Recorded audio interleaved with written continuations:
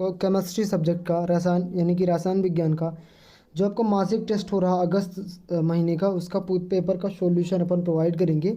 ठीक है, फिलहाल ये जो पेपर आपका हो रहा है अगस्त का, ये आपका ओपन बुक हो रहा है, और अदर सब्जेक्ट जो मतलब अदर मंथ का जो होगा वो आपके स्कूल्स में ही होगा, और ये टेस्ट आपके घर में ही होंगे। ठीक है, तो इसलिए इसका सॉल्यूशन प्रोवाइड कर रहा हूँ। और एक चीज़ मैं और नोट तरीके से बताना चाहता हूँ कि आप सबसे पहले आप खुद से करने का प्रयास करें इन टेस्ट को। जितने भी टेस्ट के पेपर्स आपको मिलेंगे, जितने भी मैं सॉल्यूशन प्रोवाइड करूँगा, सभी में आपको यही बताऊँगा कि सबसे पहले आप खुद से करने का प्रयास करें, क्योंकि टेस्ट आपके लेवल को समझने के लिए, आपकी तैयारी के लिए ही ये टेस्ट करवाए जाते हैं। तो सबसे पहले खुद से करिए आप, इसके बाद आप किसी से भी हेल्प लें। ठीक है, फिलहाल आज के वीडियो में हम अगस्त का 12th का केमिस्ट्री सब्जेक्ट का सॉल्यूशन प्रोवाइड करेंगे, जो कि है मासिक टेस्ट जो आपका मंथली टेस्ट हो रहा है। देखिए सही विकल्प है। सबसे पहले पहला क्वेश्चन है, NaCl का त्रिविम ज्वालक या क्रिस्टल संरचना है, क्या होगा? फलक केंद्रित घनी, अंतः केंद्रित घनी, सरल घनी, या कि षटकोणीय बिंदु, षटकोणीय बंद संकुलन। तो इसका हो जाएगा फलन केंद्रित घनी, ये पहला वाला आंसर। ठीक है, दूसरा क्वेश्चन देखिए, मोम उदाहरण है किसका? आयनिक ठोस का, सहसंयोजी ठोस का, धात्विक ठोस का, या कि फिर अक्रिस्टलीय ठोस का? तो इसका आंसर आपका हो जाएगा अक्रिस्टलीय ठोस का। किसका? अक्रिस्टलीय ठोस, ये डी नंबर वाला। अगला प्रश्न आप देखेंगे,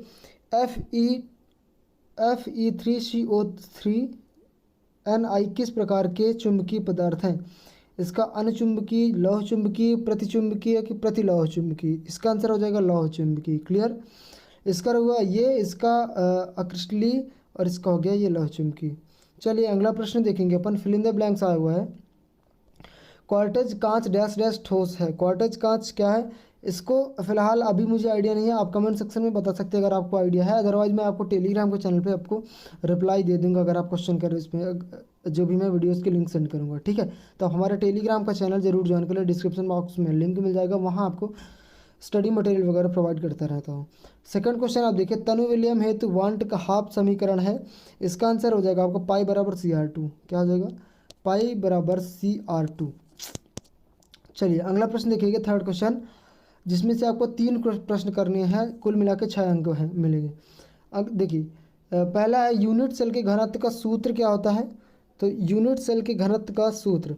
और फिर दूसरा, डोपिंग किसे कहते हैं? मोलरता से आप क्या समझते हैं? सूत्र समझाइए। राउल्ट का नियम। इसमें से 3 करना है, तो मैं सबसे पहले डोपिंग की परिभाषा बता देता हूँ कि डोपिंग किसे कहते हैं। तो देखिए, क्रिस्टल में विद्युत चालकता का गुण उत्पन्न करने के लिए उसमें अशुद्धि मिलाई जाती है, किसी क्रिस्टल में अशुद्धि मिलाए जाने के यह क्रिया को ही डोपिंग कहते हैं। ठीक है, ये आप स्क्रीनशॉट भी ले सकते हैं। अगला प्रश्न देखेंगे, मोलरता, एक सेकंड, मोलरता से आप क्या समझते हैं? सूत्र सही समझाइए। ठीक है, तो मोलरता का मतलब क्या होता है? तो देखिए, किसी विलयन के 1 लीटर में घुले हुए विलेय की ग्राम मोलों की संख्या को विलयन की मोलरता कहते हैं। ठीक है, फिर से बोल देता हूँ, किसी विलयन के 1 लीटर में घुले ही विलेय के ग्राम में मोलों की संख्या को विलयन की मोलरता कहते हैं। सूत्र है इसका M बराबर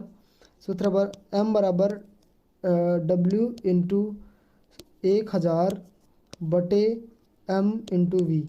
ठीक है, ये आप इसका स्क्रीनशॉट भी देख सकते हैं। अगला प्रश्न देखेंगे आप, फिर इसके बाद एक सेकंड, हाँ, राउल्ट नियम क्या है, ये चीज़ बताना था। राउल्ट का नियम पूछ रहा है, तो राउल्ट के अनुसार स्थिति ताप पर अवाष्पशील विलेय युक्त विलयन का वाष्प दाब PS, इसमें उपस्थित विलायक का मोल प्रभाज HO के समानुपाती होता है। ठीक है, ये आप स्क्रीनशॉट भी ले लें। ठीक है, तो ये सॉल्यूशन आपका 3rd तक का है। आगे बढ़ते हैं अपन। गाइज ये चीज़, एक चीज़ और बताना चाहूँगा, आपके क्वार्टरली, हाफ ईयरली और मेन प्री बोर्ड और मेन एग्जाम की तैयारी भी करवाएंगे अपन अपने चैनल पे।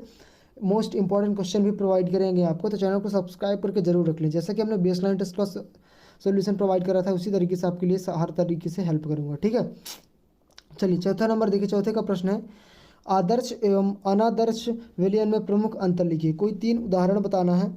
ठीक है, तो ये आप इसका उदाहरण देख सकते हैं, और ये इंपॉर्टेंट क्वेश्चन है, तो आप इसे याद कर लें, आपके मेन एग्जाम में भी आ सकता है। ठीक है, दूसरा क्वेश्चन है, देखिए ये जो आपके टेस्ट हो रहे हैं ना, ये आपके तैयारी के लिए ही हो रहे हैं, इन्हीं के बेस पे हो रहे हैं।